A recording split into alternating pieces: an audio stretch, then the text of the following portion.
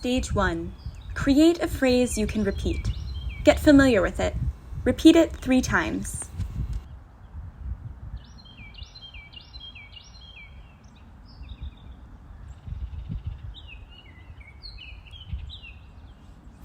Robby leans against the edge of a ramp in his chair, trying to find stability on a slope.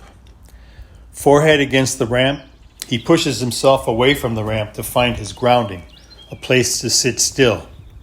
He can't find it on the first push, but the second time he notices Kris on the ramp, and it gives him hope of finding something stable. Almost like, oh look, there's someplace I could be. He arches his arm over his head, does a full spin in his chair, almost loses control, and then comes back to sitting, breathing to find bearings again. Kris sits stoically in his wheelchair and then drifts off to sleep. His movements groggy. He falls over to one side of his chair and is jostled awake. He throws his arms over his body to regain his balance, but the force takes him too far, and he catches himself on the other side of his chair. Taking a moment, he picks himself up and finds his bearings.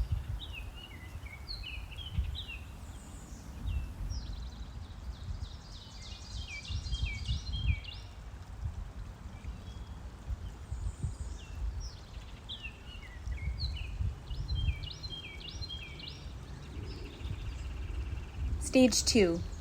Keep the phrase, but bring down the amplitude and energy. Stretch less, give less of your weight, somehow make the movement or the pacing smaller. Notice what happens. Repeat it 2 times. Kris looks exhausted and dozes off. He wakes again, leaning to one side of his chair and picks himself up, reaching overhead as if trying to orient himself in space and understand his surroundings. He leans over the other side of his chair and sits back up, looking dazed and disoriented.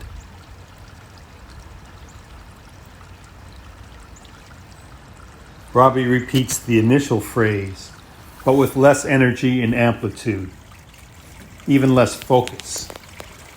Kind of part seaweed, part human, gravity doing its work, but sloshing in the watery environment. There's a lack of focus, a lack of effort.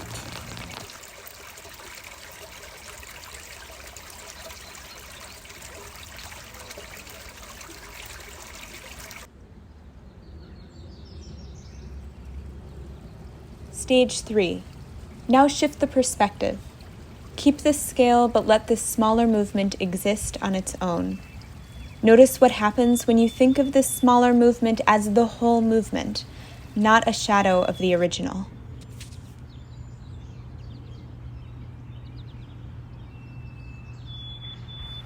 Robby moves at about the same amplitude as the second, but with more focus and alertness. He doesn't look so wobbly anymore, but looks energized and present in his body. He seems resolute and confident.